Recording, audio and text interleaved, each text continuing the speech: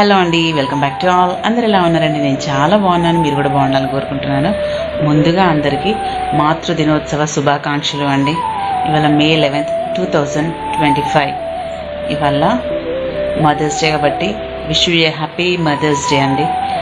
నిజంగా అమ్మ ఉన్న వాళ్ళు చాలా అదృష్టవంతులండి. అమ్మ లేని వారు మాత్రం చెప్పలేనంత దురదృష్టవంతులండి.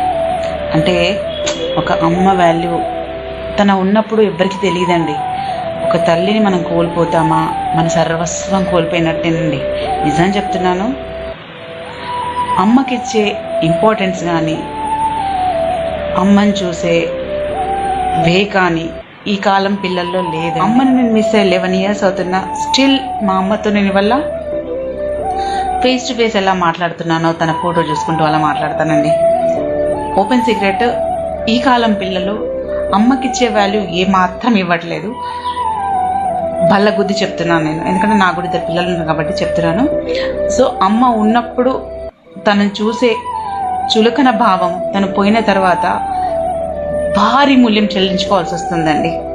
ఎందుకంటే ఒక వస్తువు మన చేతిలో ఉన్నప్పుడు దాని విలువ ఏంటో మనకు తెలియదు. అది కోల్పోయిన తర్వాతే దాని విలువ తెలుస్తుంది.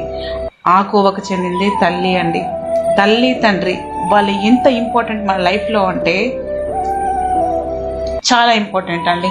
అది నేను మాటల్లో చెప్పలేను. అది మెయిన్.